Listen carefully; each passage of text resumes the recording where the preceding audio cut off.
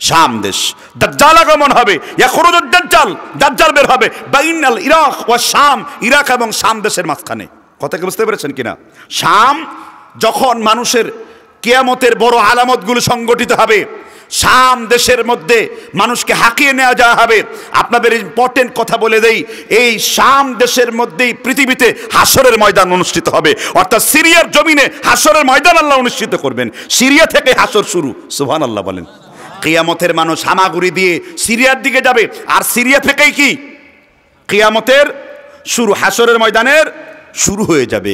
শাম দেশ এই জন্য বিখ্যাত। শাম দেশ আরেকটি কারণে বিখ্যাত, আপনাদের মনে আছে যখন দাজ্জালের শাসন চলবে, রাসূলুল্লাহ সাল্লাল্লাহু আলাইহি সাল্লাম বলেন 70,000 ইহুদি দাজ্জালের সৈনিক হবে, এবং 70,000 ইহুদির সাথে সাথে তুর্কি তুর্কি সৈন্যরা এবং আরব এই গ্রামবাসীদের মধ্যে যারা অজ্ঞ, এলমে মিসকিন, এই সমস্ত মূর্খ ব্যক্তিরা দাজ্জালের সৈনিক হবে। দাজ্জাল যখন চারদিকে তার দাজ্জালি সভ্যতা ছড়িয়ে পড়বে, তখন দাজ্জালকে দমন করার জন্য একজন বীর মুজাহিদের জন্ম হবে, তার নাম ইমাম মাহদি। ইমাম মাহদি সিরিয়ায় জন্মগ্রহণ করবেন, কিন্তু সিরিয়ার লোকজন তাকে হাঁকিয়ে নিয়ে মক্কায় চলে যাবে। 39 বছর পর্যন্ত ইমাম মাহদি জানবে না তিনি সামান্য মাহদি হতে যাচ্ছেন। এক রাত্রিতে তার কাছে ইলহাম আসবে, পয়গাম আসবে, সংবাদ আসবে, তুমি জামানার মাহদি হতে যাচ্ছ। সুবহানাল্লাহ বলেন। শাম দেশ আরো গুরুত্বপূর্ণ কয়েকটি কারণ। চতুর্থ কারণ হলো ঈসা আলাইহিস সালাম কত নাম্বার আসমানে আছেন? আরো জোরে বলেন। আপনারা কি বক্তব্য বুঝতেছেন? ঈসা আলাইহিস সালাম কত নাম্বার আসমানে আছেন? কয়জন ফেরেশতার উপরে? যখন ঈসা আলাইহিস সালামের 12 জন হাওয়ারি সহ তাকে রোমাক সম্রাট এবং ইহুদি নেতারা তাকে হত্যা করতে যায়, তখন ইসকারিতীয় নামের একজন ব্যক্তির চেহারা ঈসা আলাইহিস সালামের মতো হয়ে যায়। রাফা আল্লাহ ঈসা, 2 জন ফেরেশতার কাঁধের উপর ভর করে ঈসা আলাইহিস সালাম চতুর্থ আসমানে চলে যান। ঈসা আলাইহিস সালাম জানতে পেরেছেন যে আখিরি নবী মুহাম্মদ রাসূলুল্লাহর উম্মতের মর্যাদা কত। আবু দাউদের মধ্যে হাদিস এসেছে, ঈসা আলাইহিস সালাম আল্লাহর নবীর মর্যাদার জন্য তিনি লম্বা দোয়া করেছেন, আল্লাহ আপনি আমাকে মুহাম্মদের উম্মত হিসেবে কবুল করেন। আল্লাহ তাআলা ঈসা নবীর দোয়া কবুল করেছেন, তাকে চতুর্থ আসমানের মধ্যে উঠিয়ে নেওয়া হয়েছে। সিরিয়ার রাজধানী দামেস্ক, কি নাম? দামেস্ক বিখ্যাত শহর, ইমাম তাইমিয়ার জন্মভূমি, ইবনুল কাইয়িমের জন্মভূমি, ইমাম যাহাবির জন্মভূমি। তারপরে এরকম অনেক অসংখ্য 244 জন মুহাদ্দিস বিখ্যাত, জগৎ বিখ্যাত, তারা সকলেই সিরিয়ার। সালাউদ্দিন আইয়ুবী কাহিনী সিরিয়া এবং মিশরে, সুবহানাল্লাহ বলেন। নুরউদ্দিন জংভি কাহিনী সিরিয়া এবং মিশরে, সুবহানাল্লাহ বলেন। ইমামউদ্দিন জংভি কাহিনী সিরিয়া এবং মিশরে, সুবহানাল্লাহ বলেন। এবং হাল জামানায় নতুন যে স্বাধীন করলো আলেপ্পো শহর, বাশার আল আসওয়াদের ফ্যাসিস্টকে সেখান থেকে উৎখাত করে এমনকি বাশারের ভাইকে মেরে টাঙ্গে ঝুলিয়ে রেখেছে, সেই বাশারের পরিবর্তন হয়েছে। ইন্না বাতশা রাব্বিকা লাশাদীদ, আল্লাহ বলেছেন আমার পাকড়াও বড় কঠিন হয়ে যাবে। সেই শাম দেশ বিজয় হয়েছে। এর মানে হলো ইমাম মাহদির জন্মভূমি ঠিক হলো। কিয়ামত আমার মনে হচ্ছে খুব বেশি দিন দূরে আর বাকি নেই। ঠিক না? ঠিক জুড়ে বলেন। এই দামেস্কের একটা মসজিদের মধ্যে ফজরের নামাজের আজান এবং একামতের মাঝখানে বাইনাল আযানি ওয়াল ইকামা বাবরি চুল দুলানো নবীদের চিন্নার বৈশিষ্ট্য কি? আম্মাজান আয়েশা মুসলিম এবং বুখারীতে বলেছেন, কিতাবুল লিবাস 5020 নম্বর হাদিস, রাসূল আরবি সাল্লাল্লাহু আলাইহি ওয়াসাল্লাম বলেছেন, আম্মাজান আয়েশা রাদিয়াল্লাহু আনহা বলেন, প্রত্যেক নবীদের 10টি বৈশিষ্ট্য আছে। এর মধ্যে একটি বৈশিষ্ট্য হলো প্রত্যেক নবীদের চুল বাবরি ছিল। লিম্মা জুম্মা উফরাহ, কান পর্যন্ত, কাঁধ পর্যন্ত, ঘাড় পর্যন্ত। কি চুল ছিল? প্রত্যেক নবীর চুল ছিল কি? বাবরি। এটাকে সুন্নতে মানে আদাতগত সুন্নত বলা হয়, অভ্যাসগত সুন্নত বলা হয়। এখন তাহলে কি আমরা চুল ছোট করতে পারবো না? তবে হ্যাঁ, রাসূলের বিখ্যাত সাহাবা ওয়াইল বিন হুজুর রাদিয়াল্লাহু আন, আবু দাউদের মধ্যে হাদিস এসেছে 1234 নাম্বার, তিনি রসুলের সামনে চুল ছোট করলেন, রসুল নিষেধ করলেন না। অর্থাৎ রাসূলুল্লাহ সাল্লাল্লাহু আলাইহি ওয়াসাল্লামের মানে অনুমতি সূচক, অর্থাৎ কওলি সূচক না, ফেইলি সূচক আমল, তাকরার সূচক হাদিস তার সামনে সাহাবারা করলেন, তিনি অনুমতি দিলেন। তার মানে উত্তম হলো বাবরি চুল রাখা। উত্তম হলো কি? তো ঈসা আলাইহিস সালাম বাবরি চুল রাখার পরে সেখানে আসবেন, তাকে কেউ চিনতে পারবে না। ইমাম মাহদি তাকে প্রথমে দেখবেন, 2 জন ফেরেশতার কাঁধের উপর ভর করে এই যে শামের যে মসজিদ রয়েছে তাও সেই মসজিদের বর্ণনা দিয়েছেন আজ থেকে 1300 বছর আগে ইমাম বুখারীর উস্তাদ ইমামে আবি বকর ইবনে আবি শায়বা মুসান্নাফে ইবনে শায়বার মধ্যে হাদিস রয়েছে, দুইজন ফেরেশতার কাঁধের উপর ভর করে ঈসা আলাইহিস সালাম চতুর্থ আসমান থেকে জমিন অবতরণ করবেন, ইমাম মাহদি তাকে ইমামতিতে ঠেলিয়ে দেবেন। ঈসা আলাইহিস সালাম, বুখারী মুসলিমের হাদিস বলবে, অসুস্থ অবস্থায় আবি বকরের পিছনে আল্লাহর রাসূল নামাজ আদায় করেছিল, আর আজকে ইমাম মাহদির পিছনেও তেমনি ঈসা নবী নামাজ আদায় করে জাতির উদ্দেশ্যে ভাষণ দেবে। সুবহানাল্লাহ বলেন। কি ভাষণ দেবে? ঈসা আলাইহিস সালাম বলবেন, আমাকে আল্লাহ এত ক্ষমতা দিয়েছে, আমার দৃষ্টি যত দূর পর্যন্ত যাবে, লবণ যেমন পানিতে হারিয়ে যায়, তোমরা জমিন থেকে তেমনি ভাবে হারিয়ে যাবে। মুসলিম শরীফের কিতাবুল ইমারতে 1481 নম্বর একটা হাদিস রয়েছে, আল্লাহর নবী বলেছেন, লা তাজালু তায়ফাতুম মিন উম্মতি কাতিলুনা আলাল হাক্কি কাইমুনা আলাল আমরিল্লাহ লা ইয়াদুররুহুম মান খাযালাহুম আও খালাফাহুম হাত্তা ইয়াতি আমরুল্লাহ। রাসূল বলেছেন, কিয়ামত পর্যন্ত একটা দল থাকবে, সত্যের উপর তারা যুদ্ধ করবে, লড়াই করবে, কেউ তাদের কোনো ক্ষতি করতে পারবে না। এই দলটি ঈসা আলাইহিস সালামের সাথে যুক্ত হয়ে জমিনের কাফেরদের হত্যা করবে।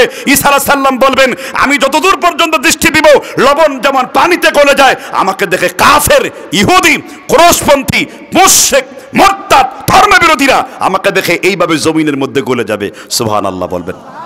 এই সব কিছু করবে কোন দেশে? সিরিয়া। সবকিছু করবে কোন দেশে? সিরিয়া। 9 বছর পর আজকে সিরিয়াতে আজান হলো। 9 বছর পর সিরিয়াতে আজান হয়েছে। সিরিয়া ইব্রাহিম নবীর দেশ, সিরিয়া কেনানের ইয়াকুব নবীর দেশ। সৈয়দনা ইউসুফের 12 ভাই সিরিয়া থেকে এসে মিশরের মধ্যে মেহমান হিসেবে এসেছেন। নবীদের সব কিছু ঘটেছে কোন দেশে? সিরিয়াতে। আর আজকে সিরিয়া কার হাতে? বাংলাদেশের তথাকথিত এক শ্রেণীর উকিনজীবী, শকুনজীবী, পরজীবী, বুদ্ধিজীবীরা বলেছিল ফ্যাসিস্ট আবার বাংলাদেশটা নাকি সিরিয়ার মতো হয়ে যাবে। এখন আমি দেখে কি বাংলাদেশ সিরিয়ার মতো হয় নাই, বরং সিরিয়ায় বাংলাদেশের মতন স্বাধীন হয়ে গেছে। ঠিক না ঠিক জুড়ে বলেন। বাংলাদেশ সিরিয়ার মতো হয় নাই, সিরিয়ায় কোন দেশের মতো হয়েছে? আমার বাংলাদেশের মতো হয়েছে। সুতরাং তাদের প্রেডিকশন ভুল ছিল। আল্লাহ তাআলা সিরিয়ার জমিনকে পবিত্র করুন। আর একজন সমাজ বিজ্ঞানী, বর্তমান সমাজের, তিনি ভবিষ্যৎবাণী করেছেন, গবেষণা একটা প্রকাশ করেছেন যে 2041 সালের মধ্যে গোটা পৃথিবীটা মুসলমানদের দখলে চলে যাবে। মুসলমানরা আবার সমর শক্তির মালিক হবে, মুসলমানরাই হবে সাম্রাজ্যের অধিকারী। মুসলমানদের আবার ওই অতীতের খেলাফতে আলা মানহাজুন নবুয়া, নবীয়তির আদলে খেলাফত আবার মুসলমানদের হাতে চলে আসবে। কারণ চারদিকে তাওহীদের জয়ধ্বনি বাজছে। আজকে শিয়া বাহিনীকে পরাজিত করে আহলে সুন্নাহ ওয়াল জামাতের পতাকা পথ করে সিরিয়ার মাটিতে উঠছে। ঠিক না ঠিক জোরে বলেন। আল্লাহ তাআলা আমাদেরকে তৌফিক দান করুন, বলেন আমিন। তাহলে শুরুই হলো আজকে বিজয় দিবস দিয়ে। বিজয় দিয়েছেন কে? শর্ত কি? ওয়ালা তাহিনু ওয়ালা তাহজানু ওয়া আনতুমুল আ'লাউনা ইন কুনতুম মুমিনিন। তুমি যদি নিরৈশ না হও, নৈরাশ্য না হও, দুনিয়া যদি তোমাদের পেয়ে না বসে, তোমরা যদি মোমেন হও, আমি আল্লাহ তোমাদের বিজয় দান করব। এই জন্য ইংরেজি কবি উইলিয়াম শেক্সপিয়ার বলেছেন, the dust never settle down.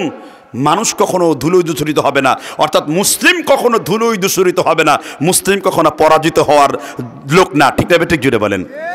আল্লাহ তাআলার অশেষ শুকরিয়া, সিরিয়া এখন মুসলমানদের হস্তগত। ঠিক না? এটা সুসংবাদ না দুঃসংবাদ? তাহলে প্রথম পয়েন্ট আমরা শিখলাম সিরিয়ার কিছু ফজিলত সম্পর্কে। এবার এগুলাকে আমাদের অনেক ইউটিউবাররা আছে, ভিডিও আকারে ছেড়ে দেবে, মানুষের কাছে মেসেজগুলো পৌঁছে দেবে। ঠিক না ঠিক? আচ্ছা, তাহলে যে বিষয় নিয়ে আলোচনা ছিলাম, আলোচনার বিষয় হলো যহারাল ফাসাদু ফিল বাররি ওয়াল বাহরি বিমা কাসাবাত আইদিন নাস। দুনিয়ার যত বিপদ আপদ দেখো না কেন, এগুলো তোমাদের নিজেদের 2 হাতের কামাই। কাদের কামাই? আচ্ছা, এই আয়াতের আলোকে তাফসীর করি।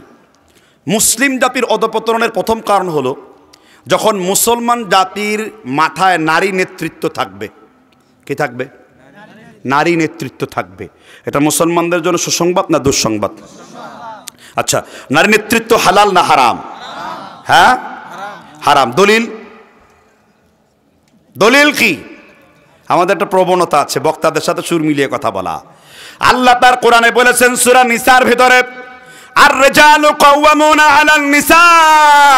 দুনিয়ার সব পুরুষদেরকে বলে দাও তারা নারীর উপর কর্তৃত্ব করবে। ঠিক না ঠিক জোরে বলেন।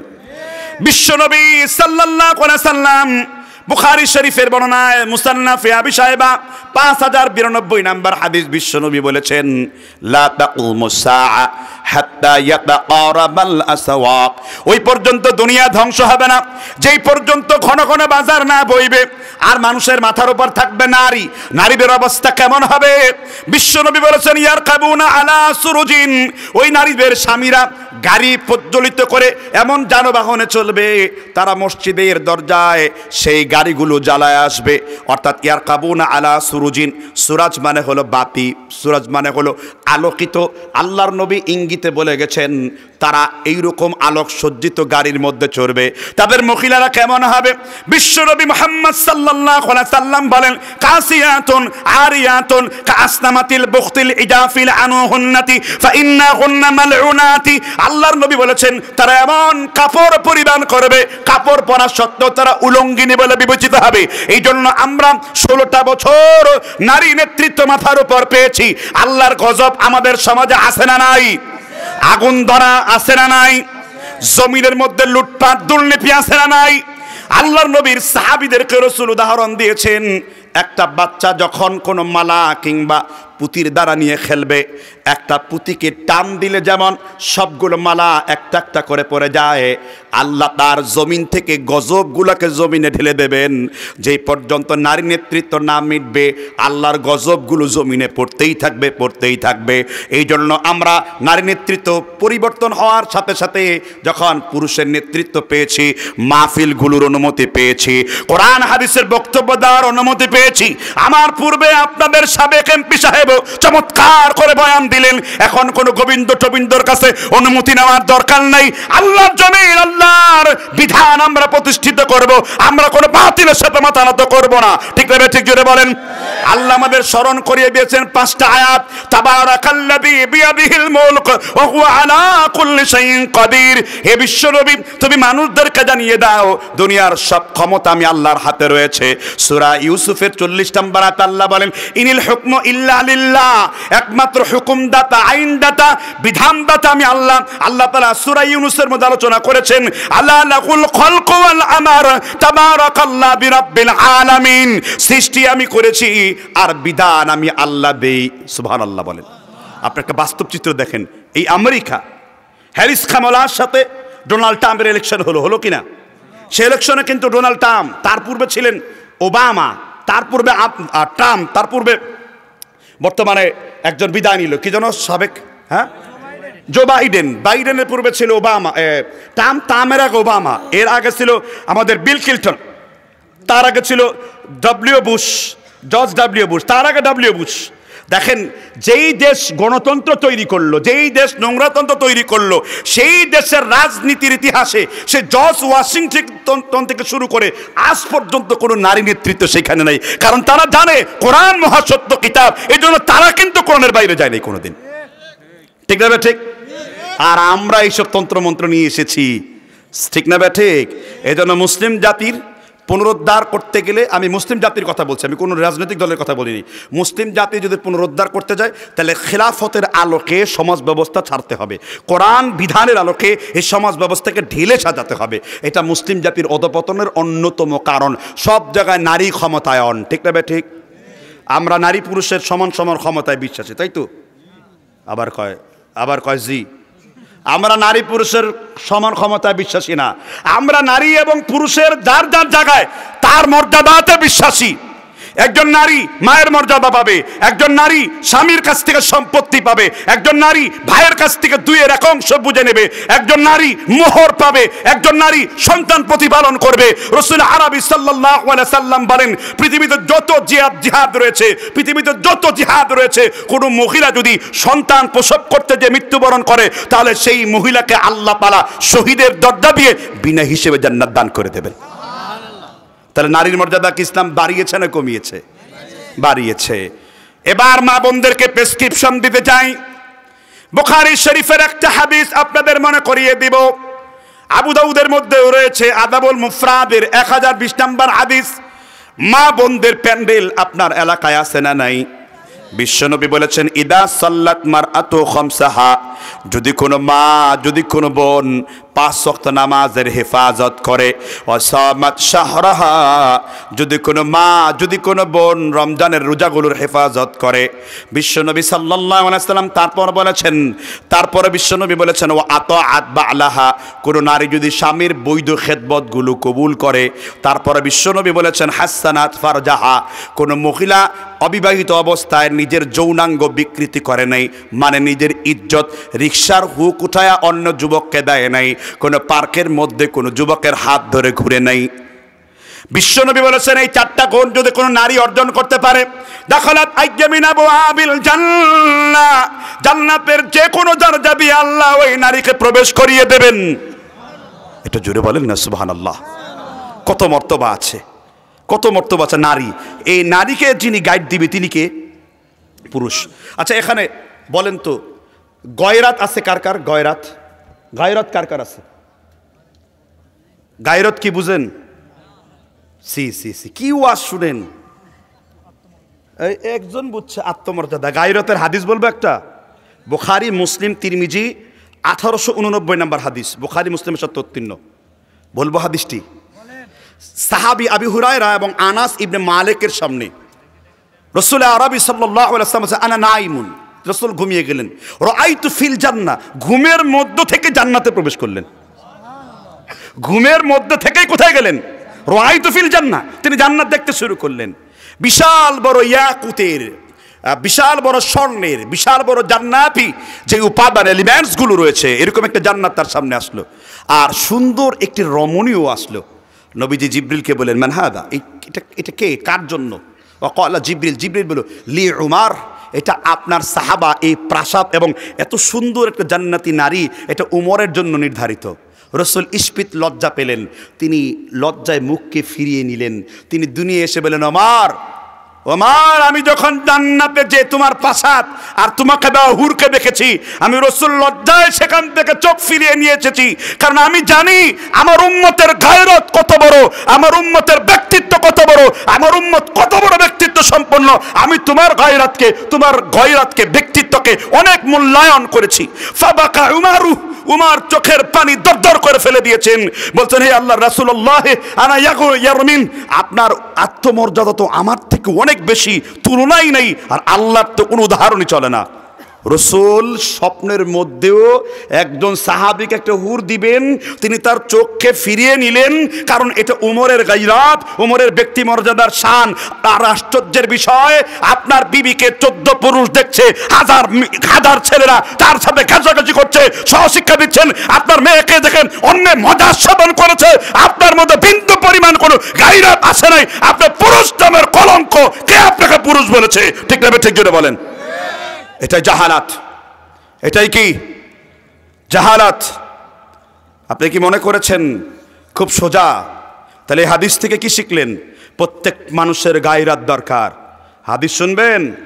আলী রাদিয়াল্লাহু তাআলা আনহু বলেছেন, ফতোয়া খুলেন সুনানে বাইহাকিল কুবরা 1020 নম্বর, ফতোয়া খুলেন হাদিস মাজরুহিন মিনাল মুহাদ্দিসিন আসার নাম্বার 2020 নম্বর, আরো হাদিসের কিতাব খুলেন মুসনাদ বাজ্জার হাদিস নাম্বার 8075 নম্বর, আরো হাদিস খুলেন মাজমাউজ জাওয়ায়েদ ইমাম হাইসামি রাহমাতুল্লাহ আলাইহি 10075 নম্বর হাদিস। বলেছেন, কোন পুরুষকে যদি জিজ্ঞাসা করা হয় তোমার স্ত্রী দেখতে কেমন, তার চেহারা কেমন, তার শরীর কেমন, আলী রাদিয়াল্লাহু তাআলা বলছেন, 1 মিনিট দেরি না করে আদ্রিবু উনুকা কায়রা মুসফা, সেজন্য একটা কোপ দিয়ে তার গর্দানকে কেটে ফেলে। কারণ এটা একজন মুসলমানের গায়রত, এটা একজন পুরুষের গায়রত থাকবে, বৈশিষ্ট্য থাকবে। আছে এই গায়রত আপনার?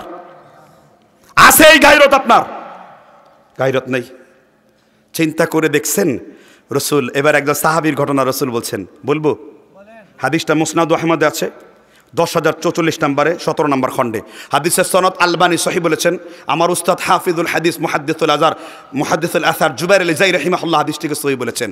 সাহাবীর নাম হলো সাদ বিন উবাদা। কি নাম বলেছি? তিনি বলছেন, হে সাদ, লাউ রাআইতু রাজুলান মা'a ইমরাতি, যদি কোনো মহিলাকে দেখো, যদি কোনো পুরুষকে দেখো তোমার স্ত্রীর সাথে ব্যভিচার করছে কিংবা নির্জনে তার সাথে কথা বলছে, তুমি কি করবা? সাদ বিন উবাদা বলে, ইয়া রাসূলুল্লাহ, ওয়াল্লাহি আল্লাহর কসম করে বলি, আমি একটা কোপ দিয়ে তার গর্দানটাকে আমি দুনিয়া থেকে বিদায় করে দেব। বিশ্বনবী বলেন, সাহাবাদেরকে উদ্দেশ্য করে বললেন, আতাজাবুনা গায়রাত সাদিন, তোমরা কি সাদের ব্যক্তিত্ব বোধ দেখে আশ্চর্য হও নাকি? আল্লাহি, আল্লাহর কসম, তোমার নবী এর চাইতে বেশি ব্যক্তিত্ব সম্পন্ন। কিন্তু আপনার আমার এলাকায় পুরুষদের সব থেকে বড় গায়রাত বৈশিষ্ট্য আপনার আমার এলাকায় নাই। এই জন্য আপনার মধ্যে এই মর্যাদা ফিরিয়ে আনতে হবে। সাহাবীদের মধ্যে সব থেকে বেশি গায়রাতওয়ালা সাহাবী কে? একটু আগে বলেছে কে? না না, ওমর। একটু আগে বলেছে কে? সাহাবীদের মধ্যে সব থেকে গায়রাত মানে ব্যক্তিত্ব সম্পন্ন ব্যক্তি কে ছিলেন? এই জন্য রসুল আবু বকরের নাম বলেন নাই, ওসমানের নাম বলেন নাই। তিরমিজিতে এসেছে, আমার পরে কেউ যদি নবী হতো সে হতো ওমর। আমার পরে কেউ যদি নবী হতো, হাসান হাদিস, সে হতো কে? ওমর। কি জন্য? ক্বালান নবী সাল্লাল্লাহু আলাইহি সাল্লাম আশাদ্দু, আমার উম্মতের মধ্যে সব থেকে বেশি কঠিন পুরুষ। হানাফিরা জুমার সানি খুতবায় সব সময় পড়ে, আরহামু বি উম্মতি উম্মতি আবি বকর আশাদ্দুহুম ফি আমরিল্লাহি ওমর। আমার উম্মতের সব থেকে কঠিন পুরুষ, তার নাম কি? ওমর। বিশ্বনবীর স্ত্রী ওমরের স্ত্রী এক জায়গায় বসে খাওয়া দাওয়া করছে। কোরআনের 40টা আয়াত আল্লাহ রাসূলের শানে অবতীর্ণ না করে আল্লাহ তাআলা ওমরের কথার উপরে আকাশ থেকে নাজিল করেছেন। সুবহানাল্লাহ বলেন। এক টেবিলে সাহাবার স্ত্রী, এক টেবিলে নবীগণের স্ত্রী। ওমর দরজার এক কোণে দাঁড়িয়ে চোখের পানি দরদর করে ফেলে বলছে, আল্লাহ, এমন যদি কোনো বিধান থাকতো নবীগণের স্ত্রী সাহাবীগণের স্ত্রীর সাথে আমাদের পর্দা থাকতো, কতই না ভালো হতো। ওমরের এই চিন্তার প্রেক্ষিতে আল্লাহ সূরা আহজাবের 32 থেকে 34 নম্বর আয়াত নাজিল করে দিয়েছেন। জিবরিল আয়াত এসে বললেন, ওয়া কুল্লি আসওয়াজিকা ওয়া বানাতিকা ওয়া নিসাইল মুমিনিনা ইউদনিনা আলাইহিন্না মিন জালাবিবিহিন্না। ওমর, রাতের বেলায় চিন্তা করেছো, বিকালে চিন্তা করেছো, তোমার চিন্তার সমর্থনে আল্লাহ আকাশ থেকে আয়াত নাজিল করেছেন, এখন থেকে কোনো পরপুরুষের সাথে 14 জন আর ব্যাখ্যা সহকারে 18 জন, এই 18 জন পরপুরুষ, 18 জন মুহরিম পুরুষ ছাড়া অন্য কোনো বেগানার সাথে দেখা করা রাসূল হারাম করেছেন। বিশ্বনবী তারপরে বলেছেন, আল মারউ আওরাতুন, মহিলা হলো গোপন বস্তু, মহিলা ঢেকে থাকার বস্তু, মহিলা সবসময় গোপন থাকবে। ওয়াল্লাযীনা হুম লিফুরুজিহিম হাফিজুন, এই আয়াতের ব্যাখ্যায় কিতাবুল উলুম ইমাম শাফি বলেছেন, মহিলাদের কণ্ঠস্বরটাও গুপ্তাঙ্গের মধ্যে অন্তর্ভুক্ত, মহিলাদের কণ্ঠস্বর লজ্জাস্থানের অন্তর্ভুক্ত হবে। এক নাম্বার কারণ বলছিলেন, মহিলা, আপনাদের মহিলাদের প্রাধান্য দিয়েছেন, মহিলারা যেখানে প্রাধান্য দেওয়া দরকার ওইখানে দেবেন, কিন্তু এখানে অধিকাংশ পুরুষ সহিত মহিলার স্থলাভিষিক্ত হয়ে গেছে। ঠিক না বে ঠিক? তাহলে গায়রাত রাখবেন। একজন আলেম উত্তম পোশাক পরে আসবে, একজন আলেম কোরআন হাদিসের অসংখ্য আলোচনা করবে, একজন আলেম তার খাওয়া দায় রাসূলের সুন্নাত ফলো করে চলবে, একজন আলেম মাইকের সামনে রাসূলের সুন্নাহ মাফিক কথা বলবে। এটা ওই আলেমের জন্য গায়রাত, এটা তার ব্যক্তিত্ব। এই ব্যক্তিত্ব তো অনেক আলেমের নেই, অনেক বক্তাদেরও নেই। এই ব্যক্তিত্ব ধরে রাখতে হবে, এটা ইসলামের শিক্ষা, এটা রাসূল আরবি সাল্লাল্লাহু। এক সাহাবীদের মধ্যে সব থেকে বড় জুহুদ, সব থেকে বড় দুনিয়া থেকে জান্নাতের সার্টিফিকেট পেয়েছেন, এবং যে জান্নাতের রাসূলের যানবাহনের ডান দিকে লাগাম ধরবেন, সেই সাহাবার নাম কি? কি ওয়াজ তো শিখেননি, আওয়াজ। সেই সাহাবার নাম আবু যর গিফারি। কি নাম বলেছি? কি নাম বলেছি? দলিল সিয়ারু আ'লামিন নুবালা, লেখক ইমাম যাহাবি, তাহকিক শুআইব আরনাউত আল মিশরি আল হানাফি, 18 নম্বর খণ্ড 102 নম্বর পেজে সহিহ সনদে হাদিস এসেছে, এবং মুসলিম শরীফে রিয়াদুস সালেহিনের 244 নম্বর হাদিসটি উল্লেখ রয়েছে। আবু যর গিফারি সুন্দর জামা, সুন্দর জুতা এনে বললেন, হে আল্লাহ রাসূল, আমি সুন্দর জামা এবং সুন্দর জুতো পরি, এটাকে অহংকার? রাসূল বলছেন, অসম্ভব। আল্লাহু জামিলুন ইউহিব্বুজ জামাল, আল্লাহ নিজে সুন্দর, তিনি সৌন্দর্যকে পছন্দ করেন। তবে কেউ যদি হক বলার পরে, কারোর সামনে যদি সুন্নত বলার পরে, কারোর সামনে যদি বিদআত নিযুক্ত হয়ে যাওয়ার পরে, এরপরও যদি কেউ বিদআতের উপর আমল করে, এরপরও যদি কেউ হককে ছেড়ে বাতিলকে আঁকড়ে ধরে, এই লোকটা হলো তাআসসুবী, অহংকারী, তার পরিণাম হলো সরাসরি জাহান্নাম। হককে হক জানতে হবে, বাতিলকে, যে হককে হক জানে সে অহংকার মুক্ত। সে কি মুক্ত? সত্যকে পেয়ে লুকানো যাবে না। তাহলে মুসলমান জাতির একটি অধঃপতনের কারণ হলো মহিলারা ঘরমুখী থাকবে, মহিলা নেতৃত্ব চলবে না। হ্যাঁ, মায়েদেরকে সম্মান করতে হবে। আল্লাহ তাআলা জেনে জানিয়ে দিয়েছেন মায়েদের শ্রেষ্ঠ জায়গা কোনটা, মেয়েদের থাকার জায়গা সবচেয়ে ভালো কোনটা। ওয়াকারনা ফি বুয়ুতিকুন্না ওয়ালা তাবাররাজনা তাবাররুজাল জাহিলিয়াতিল উলা, মহিলাদের জন্য সবথেকে থাকার জায়গা হলো তার কি, ঘর। খুব বিরক্ত লাগছে? আচ্ছা, দ্বিতীয় কারণ বলবো আজকে, শুনবেন কিনা। মুসলিম জাতির 270টি অধঃপতনের কারণের দ্বিতীয় কারণ হলো মুতাশাব্বাল ইয়াহুদ ওয়ান নাসারা। আরবি বলেছি, বাংলা বলি। ইহুদি, খ্রিস্টান, কাফের, বেঈমানদের সাদৃশ্যতা অবলম্বন করা সব থেকে বড় কারণ এটা। আইন আব্রাহাম লিঙ্কনের গণতন্ত্র, আব্রাহাম লিঙ্কনের গণতন্ত্র শয়তান মুতে দিয়েছে, ঠিক না বেঠিক জুড়ে বলেন। 2, মুসলিম জাতির অধঃপতনের কারণ ইহুদি নাসারাদের মানে অনুসরণ করে চলা। তাদের, আপনারা কি ইহুদি খ্রিস্টানদের অনুসরণ করে চলেন কেউ? কয় না। একটু একটু একটু একটু জোরে চিল্লায় বলবো, আপনারা কি বুঝতে পারবেন? কোনো লোক উঠতে পারবে না, দাঁড়িয়ে আছেন চুপ করে বসে পড়তে হবে, শয়তানকে সুযোগ করে দেওয়া যাবে না। আল্লাহর ওয়াস্তে বলছি, আপনারা যা দাঁড়িয়ে আছেন মঞ্চে বসুন, মঞ্চে বসুন। ফেরেশতা আপনাদের চারদিক থেকে ঘিরে রেখেছে, আপনারা কি দেখতে পাচ্ছেন? এটা ফেরেশতা চারদিকে যে ঘিরে ধরেছে, এটা কি দেখতে পাচ্ছেন? এই যে দেখতে যে পাচ্ছেন না, এই জন্য আপনারা ইমানদার। আপনি যদি দেখতে পেতেন ফেরেশতারা চারদিকে ঘিরে রাখছে, তাহলে আপনার শয়তান কিংবা দাজ্জাল। কারণ ইমান আনতে হবে অদেখা বিষয়ের উপরে। আল্লাহ রাসূল যেহেতু বলছেন ফেরেশতারা কোনো দিনের মজলিসে বসলে চারদিক থেকে ঘিরে ধরে, ইমান আছেন এটার উপরে, তাহলে তো রাসূল ঠিক বলেছেন। রাসূল কি বলেছেন? এখন আমি দেখতে পাই না কেন? কারণ আল্লাহ বলছেন আল্লাযীনা ইউমিনুনা বিল গায়ব। আগে ইমান আনো কার উপরে? গায়েবের উপরে, আল্লাহ গায়েবের উপরে। এই জন্য রাসূল বলেছেন যে আতাআজাবুনা মিন উম্মতি, আমি কি তোমাদের আশ্চর্যকর একদল উম্মতের কথা বলবো? বলো তো আশ্চর্যকর সৃষ্টিকার আল্লাহর। ফেরেশতারা, সাহাবারা বলল আল্লাহর ফেরেশতারা আশ্চর্যকর উম্মত। রাসূল বলেন না, ফেরেশতারা তো আল্লাহর মালাকুল কুদস থেকে ওহী নিয়ে আসে, তারা তো আল্লাহর সাথে যোগাযোগ করে, তাহলে আশ্চর্যকর সৃষ্টি আল্লাহর নবীরা। রাসূল বলছে না, আল্লাহর নবীর উপর ওহী আসে, ওমা ইয়ানতিকু আনিল হাওয়া ইন হুয়া ইল্লা ওয়াহয়ু ইউহা, নবীরা ওহী ছাড়া কোনো কিছু বলতে পারে না। তাহলে আমরা সাহাবারা, রাসূল বললেন তোমরা সাহাবারাও না, কারণ আমার উপর কোরআন যে নাজিল হয়, নাযালা আলা মুহাম্মদ, মুহাম্মদের উপর যা নাজিল হয় তোমরা তা দেখতে পাও। তাহলে কারা রাসূল আশ্চর্যকর উম্মত? রাসূল বললেন তোমাদের পরে সাইয়াকুন বাদা, তোমাদের পরে এমন একটা যুগ চলে আসবে যেই যুগের লোকেরা নবীকে দেখবে না, ফেরেশতাকেও দেখবে না, সাহাবীকেও দেখবে না, কেবল তারা কোরআন শুনবে। লা তুহসু আজাইবুহু ওয়ালা তুবলা গরাইবুহু ফিহি মাসাবিহিল হুদা ওয়া মানারিল হিকমা। তারা শুধু কোরআন শুনবে, হাদিস শুনবে, তার উপর ঈমান আনয়ন করবে। আমি রাসূল ওই উম্মতদেরকে নিয়ে গর্ববোধ করব। সেই উম্মত কারা? কারা সেই উম্মত? কারা? তিরমিজি কিতাবুল মানাকিব 2024, হাদিস হাসান লিগাইরিহি 73। কি পেয়েছেন দলিল? তাহলে দ্বিতীয় উম্মতে মুসলমানদের অধঃপতনের কারণ হলো মুতাশাব্বাল ইয়াহুদ, কাদের সাদৃশ্যতা অবলম্বন করা। একটু আপনার নিজেদের বাসার দিকে একটু তাকাই, আপনার চিন্তাটাকে, আপনার মননটাকে এখন আপনার বাড়ির দিকে নিয়ে যাবেন। সন্তান বড় হয়েছে, রাসূল বলেছেন কি দেওয়ার জন্য? 7 দিন হলে কি করবেন? আকিকা দেবেন। সন্তান জন্ম দেওয়ার আগে কতগুলো টিপস নেই। এখানে যতগুলো সুদখোর হারামখোর আছেন, যতগুলো গা খাক, একটি বাড়ি একটি খামার, অরিজিনাল জাতীয় সামার যারা আছেন, এই সমস্ত কাজগুলো করেন। সন্তান যারা জন্ম দিয়েছেন, এদের সন্তানের মধ্যে হারাম ঢুকেছে, এরা ঘাড় পেটা খাওয়ার, লাঠি পেটা খাওয়ার জন্য তৈরি হয়ে যান। হারাম উপার্জন করে কখনো সন্তান জন্ম দিবেন। এই ব্যাপারে একটা সালাফদের ঘটনা বলবো, শুনবেন? আমার ঘটনা কোরআন হাদিস দ্বারা প্রমাণিত। আমি ফতোয়া দিয়ে লাফাই না, আমি ফতোয়া দিয়ে স্ট্যান্ড থাকি। আমি ফতোয়া দিয়ে ক্ষমা চাই না, আমি ফতোয়া দিয়ে স্ট্যান্ড থাকি। আমি ফতোয়া আজে বাজে দেই না, কিতাবপত্র বেঁধে সাথে নিয়ে চলি। আমার বাড়িতে কিতাব আনার যাওয়ার দরকার পড়ে নাই, আমি নিজেই কিতাব হওয়ার চেষ্টা করছি।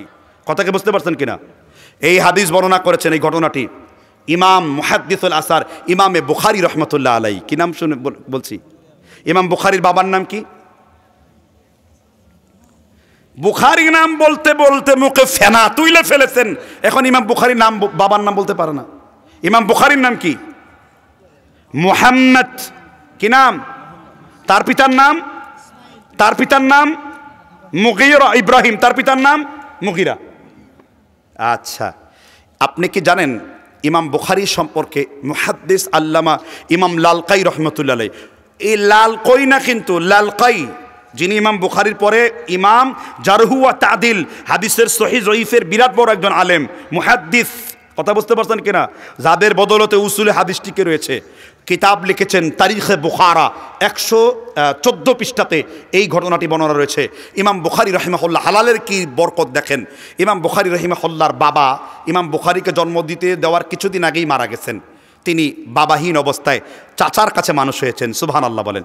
আর এটার একটা রহস্য রয়েছে, কারণ আল্লাহ যাকেই বিখ্যাত বানাবেন তার বাবা মা কেউ থাকে না। তার বাবা তুলেন, রসুল কি বাবা হারা ছিলেন কিনা? কার কাছে মানুষ হয়েছেন? পর্যায়ক্রমে 3 চাচার কাছে, প্রথমে আবু তালিব, এরপরে আমির হামজা, এরপরে চাচা আব্বাসের কাছে তিনি কি হয়েছেন? মানুষ হয়েছেন, বড় হয়েছেন। ইমাম বুখারী যখন তার বয়স 10.5 থেকে 11 বছর, খেলতে যেয়ে আঘাত পেয়ে তার চোখের মধ্যে আঘাত লেগেছে, তো দৃষ্টিশক্তি হারিয়ে ফেলেছেন। ইমাম বুখারীর মা নিয়মিত কান্না করেন, আল্লাহ আমার দৃষ্টিশক্তি ফিরিয়ে দাও। এখানে একটা মারাত্মক কথা সংযোজন করব। আপনারা যখন ঘুমিয়ে যান, ঘুমের মধ্যে অনেক সময় মৃত মানুষ মৃত বাবাকে দেখতে পান না? এটা রহস্য জানেন কি না? আপনি তখন সত্যই আপনার বাবাকে দেখতে পান, কারণ ঘুমাবার সাথে সাথে আপনিও মরে গেছেন। এই জন্য রাসূল বলছেন আন-নাওমু ওয়াল মাউতু কারিনা, মৃত্যু আর ঘুম হলো আপন 2 ভাইয়ের মতন। আপনার জিসমানি আপনার মৃত্যু হয়ে গেছে, আর পার্থক্য হলো ঘুমের মধ্যে যে মৃত্যুবরণ করেন সেই রুহু কবজ করেন আল্লাহ, আপনার রুহুটা আল্লাহর কাছে যায়, আল্লাহ আবার ফিরিয়ে দিলে আপনি জীবিত হয়ে যান।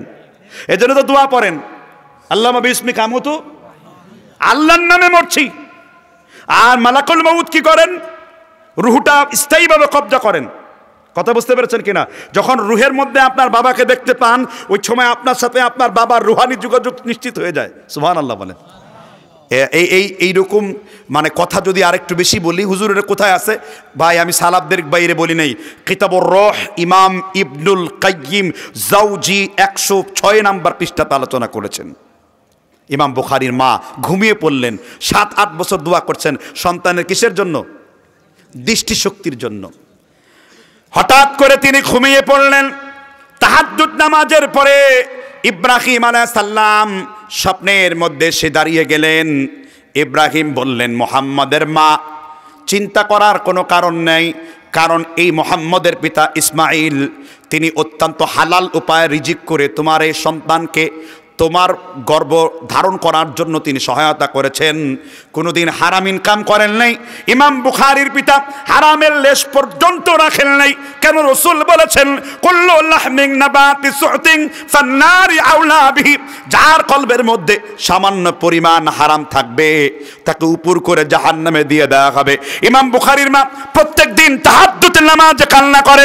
ইব্রাহিম আলাইহিস সালাম বললেন, যাও তোমার ছেলে বুখারীর এই হালালের বরকতে তোমার স্বামী হালাল খেয়ে ইমাম বুখারীকে জন্ম দিয়েছে, এই জন্য তোমার ছেলে ইমাম বুখারীর চোখের দৃষ্টিকে ফিরিয়ে দেওয়া হলো। স্বপ্ন ভাঙতে দেরি হয়েছে, দৌড়ে গেছেন, বুখারী তোমার খবর কি? ইমাম বুখারী চিল্লায়া বলতেছেন, ও আম্মা ইকশিফ আন বাসারি, তোমার স্বপ্নের পরে আমার চোখের দৃষ্টিশক্তি ফিরে এসেছে। কারণ ইব্রাহিম আলাইহিস সালাম তার দৃষ্টিশক্তির গ্যারান্টি দিয়ে গেছেন। সুবহানাল্লাহ বলেন। আপনি হয়তো আরো আশ্চর্য হবেন। প্রথম হলো এটা লালকাই রাহিমাহুল্লাহ তারিখে বুখারী লিখছেন। দ্বিতীয় হলো শেখ মতিউর রহমান মাদানী ইমাম বুখারীর জীবনী লিখে সার্চ করবেন, হুবহু আপনি এই ঘটনা সে আলোচনা করেছে পেয়ে যাবেন। কথাকে বুঝতে পারছেন কিনা? আপনার কাছে মনে হতে পারে আমি বিভ্রান্ত কথা বলেছি, এবং এটা সনদ চেক করে দেখতে পারেন। সনদ যদি সহিহ, হুজুর তাহলে স্বপ্নের ব্যাখ্যাটা কি? রসুলের স্বপ্ন সম্পর্কে জানেন কি? স্বপ্ন রাসূল আবু দাউদে বলেছেন, মান রানি ফিল মানামি ফাকাদ রানি, কেউ যদি স্বপ্নে আমি রসুলকে দেখে সে সত্যই আমাকে স্বপ্ন দেখে। ফাইন্না শাইতান লা ইয়াতাসাওয়ারুন, শয়তান তোমার রসুলের রূপ ধারণ করতে পারে না। এটা জুড়ে বলেন না সুবহানাল্লাহ। আর স্বপ্নের ব্যাখ্যা যেই সেই লোকের কাছে চাওয়া যাবে না। বুঝতে পারছেন কিনা? গুরুত্বপূর্ণ মাসআলা বলে দেই, স্বপ্ন নির্ভর করে ব্যাখ্যাদাতার উপরে। বাদশাহ হারুনুর রশিদ ছিলেন, তার স্ত্রীর একটা খেদমত আছে। তার স্ত্রী দেখলেন স্বপ্নে ওই যুগের সমস্ত পুরুষ তার সাথে জেনা করছে। স্বপ্নের সর্বশ্রেষ্ঠ ব্যাখ্যাকারীর নাম কি? সাহাবীদের ছাত্র, হ্যাঁ, মুসলিম শরীফের মোকাদ্দামা, মুসলিম শরীফের মোকাদ্দামা। এখানে দাওরা হাদিসে পড়া এমন কোন আলেম আছেন? কে আছেন ভাই? আছেন আছেন মুকাদ্দাম আছেন মুসলিম শরীফের। ইবনে সিরিন রাহিমাহুল্লাহ বলেছেন 7 পৃষ্ঠাতে, ইন্না হাদাল ইলম দীনুন ফানজুরু, যে তুমি কার কাছ থেকে এলেম নো তাকে খেয়াল করো। ইমাম সিরিন এই ব্যাখ্যা দিলেন। দূত পাঠানো হলো, জুবাইদা বললেন যে আমি তো এমন স্বপ্ন দেখেছি, দূতের কাছে বলে নাই যে আমি তার সাথে বলবো এই স্বপ্নের ব্যাখ্যা। বললেন আল্লাহ আপনার দ্বারা এমন একটা খেদমত নেবে মা দিনিল ইয়াউমিল কিয়ামা, কিয়ামত পর্যন্ত তার ফায়দা মুসলমান ভোগ করবে। এই স্বপ্নের ব্যাখ্যা হলো এটা। অর্থাৎ তার দ্বারা এমন একটা নেকের কাজ করাবেন আল্লাহ, কিয়ামত পর্যন্ত সওয়াব হবে। অর্থাৎ তার সওয়াবটা কি? এই যে হাজিরা যে ড্রেন অজু করে যে অজুর পানি ড্রেন নিষ্কাশন করে, এটা হারুন রশিদের স্ত্রী জুবাইদা এই ড্রেন নির্মাণ করে গিয়েছিলেন, যা আজ পর্যন্ত সংস্কার করবার দরকার পড়ে নাই, আর কিয়ামত পর্যন্ত পড়বে না। কারণ ওই একটা স্বপ্নের ব্যাখ্যা 1200-1300 বছর ধরে চলছে। সুবহানাল্লাহ বলেন। স্বপ্ন নির্ভর করে ব্যাখ্যাদাতার উপরে। খবরদার স্বপ্ন যার তার সাথে আলোচনা করবেন না। খারাপ দেখেছেন, বাঁ দিকে থুতু ফেলবেন, বলবেন লা হাওলা ওয়ালা কুওয়াতা ইল্লা বিল্লাহ। আমি হারাম, তাহলে হারাম খেয়ে সন্তান জন্ম দেওয়া যাবে? আমি 2 নম্বর পয়েন্টে ছিলাম, মুতাশাব্বাল ইহুদি নাসারাদের সাদৃশ্য অবলম্বন করা যাবে না। আপনার বাড়ির দিকে তাকান, সন্তান 7 দিনে জন্ম হয়েছে, প্রথমে তার কি করবেন? আকিকা দিবেন। কিন্তু এখন তো শহুরে ভাব শরীরের মধ্যে লেগেছে, এখন আকিকাকে বদলায় দিয়ে এখন বাচ্চাদের জন্য happy delivery day to you, happy delivery day to you. আসছে না নাই? এটা কাদের অনুসরণ?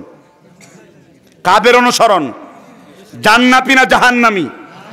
নবী সাল্লাল্লাহু আলাইহি সাল্লাম বলেছেন মুসলমানরা কিয়ামতের পূর্বে ইহুদি খ্রিস্টানদের কিভাবে অনুসরণ করবে। খুলুন মুসলিম শরীফের হাদিস নাম্বার 1392 নাম্বার। রাসূল বলছেন শিবরন বিশিবরিন যিরাআন বিযিরাইন হাত্তা লাউ দাখালু ফি হুজরি দাব্বিন, গজে গজে বিগতে মুসলিমরা ইহুদি খ্রিস্টানদের অনুসরণ করবে। হাত্তা লাউ দাখালু ফি হুজরি দাব্বিন, গুইসাপ যেমন তার গর্তের মধ্যে ঢুকে পড়ে, দব যেমন তার গর্তের মধ্যে ঢুকে পড়ে, সান্ডা যেমন তার গর্তের মধ্যে ঢুকে পড়ে, গুইসাপ যেমন তার গর্তের মধ্যে ঢুকে পড়ে, কিয়ামতের পূর্বে উম্মতে মুসলমানরা ইহুদিদের অনুসরণ করতে করতে এইভাবে ঢুকে পড়বে। তাদের জন্ম, তাদের বার্থডে মুসলমানদের বার্থডে, তাদের ম্যারেজ ডে মুসলমানদের ম্যারেজ ডে, তাদের 31 মুসলমানদের 31, তাদের কার্তিক মাসের কুত্তা দিবস উরফে ভ্যালেন্টাইন ডে ভালোবাসা দিবস তাদের ভালোবাসা দিবস। অর্থাৎ যেইভাবে হাত্তা লাউ দাখালু ফি হুজরি দাব্বিন, ঘটনা ঘটছে কিনা বলেন? সমাজের মধ্যে চলছে কিনা বলেন? পাল্টাতে হবে কিনা বলেন? পরিবর্তন করতে হবে কিনা বলেন? তাহলে আল্লাহর রাসূল ভবিষ্যৎবাণী করে গেছেন, আরো বলে গেছেন সহিহ বুখারী কিতাবুল ফিতান 6020 নম্বর হাদিস, লা তাকুমুস সাআ, ওই পর্যন্ত দুনিয়া কিয়ামত হবে না, হাত্তা তালহাকা কবাইলু মিন উম্মতি বিল মুশরিকিন, যেই পর্যন্ত আমার উম্মতেরা মুশরিকদের সাথে মিলিত না হবে। মুশরিকরা রং ছিটায় কলেজের মধ্যে, তুমিও তাদের সাথে মিলে হুলি খেলায় ব্যস্ত থাকো। মুশরিকরা সেইখানে বসে এসো হে বৈশাখ, এসো পান্তাবাদের ইলিশ চলে, মুশরিকদের নামে তিলক ঢোলক বাজিয়ে তোমরা সমাজের মধ্যে শিরক ছড়িয়ে দিচ্ছ। মুশরিকের মতো করে তোমরা মঙ্গল প্রদীপ শিখা নির্বাণ জ্বালাচ্ছ। এসো হে বৈশাখ, এসো। চলছে কিনা বলেন? আর আপনাকে আমি কিভাবে বুঝাবো চলছে কিনা আমাদের সমাজে? চলছে তো বন্ধ করার জন্য কি করেছেন? এবার আমি কাফের বানিয়ে দিয়ে যাব যদি এই আকীদা করে থাকেন। এখানে কোন লোক যদি এটা করে থাকেন, তওবা না করলে পর্যন্ত এখনো তুমি মুসলমান না, দুধ দিয়ে গোসল করে কালেমা পড়ো। বলবো কিনা হাদিসটি? আমাদের এখানে অনেকে জাহালিয়াতের নামে বিভিন্ন ইট পাটকেল দিয়ে ফুল চন্দন দিয়া আমার ভাই রক্তে রাঙানো 21শে ফেব্রুয়ারি চোখে কেতুর নিয়ে দাঁড়ানো ছাড়া কি করিতে পারি। কিছুদিন আগেও তো হয়েছে, মিনারে যে ফুল দিচ্ছে, ঠিক না? এলাকায় পাথর জমিয়ে মিনার বানিয়ে তাতে ফুল চন্দন দেওয়া হচ্ছে। আপনারা দেন নাই? কেউ কে দিচ্ছেন? আপনারা কেউ আপনাদের এলাকা দেন নাই? নেতারা যান তার পিছনে ছুটেন নাই? আলহামদুলিল্লাহ। তবে হাদিসের ইলমটা থাকা দরকার। আবু সুফিয়ান সাউরি হাদিস বর্ণনা করেছেন, বাইহাকি হাদিস নাম্বার হলো 1720 নাম্বার। নবী সাল্লাল্লাহু আলাইহি ওয়াসাল্লাম বলছেন মান যারা কবরন বিলা মাকবুরিন ফাকান্নামা আবাদাস সানাম, কেউ যদি কোনো প্রাণবিহীন কোনো কিছুকে জিয়ারত করে, কি বিহীন? কোনো মানুষ নাই।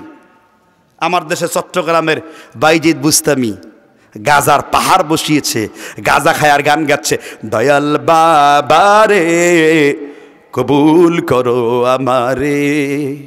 গাজার পাহাড় বসিয়েছে। জিজ্ঞাসা করলাম এটা কার কবর? বাইজিদ বুস্তামির কবর। আমি বললাম বাইজিদ বুস্তামি একজন, কিন্তু ভারতবর্ষে 26 জায়গায় তার কবর। ইরানের বাইদান শহরে কেবলমাত্র তার জেনুইন কবর আছে। চট্টগ্রামে মাজার পূজারীদের ওই জায়গায় যে ভুয়া বাইজিদ বুস্তামি আছে, তাহলে এটা আসল কবর না ভুয়া কবর? এই জন্য কবি নজরুল সুন্দর বুঝেছেন, কিন্তু এই কবর পূজারীরা বুঝে নাই, ঠিক কিনা? কবি নজরুলের কবিতা আপনাদের শোনাবো নাকি? কবি নজরুল সুন্দর করে বলেছেন, তাওহীদের হে চিরসেবক ভুলে গিয়েছো তাকবীর, দুর্গার নামের কাছাকাছি প্রায় দরগায় গিয়ে লোটাও শির। ওদের যেমন রামনারায়ণ তোমার তেমনি মানিক পীর, ওদের কলা চাউলের সঙ্গে মিশে গেল পীরের ক্ষীর। কে বলেছেন? কবি নজরুল।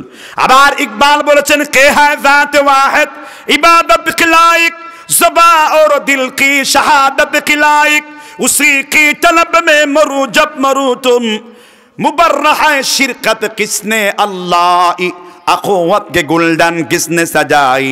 এই যে ইহুদি খ্রিস্টানদের মত অনুসরণ করা। আপনার কিছুদিন পূর্বেই রাস্তার মোড়ে মোড়ে অসংখ্য মূর্তি আমরা বসিয়েছি।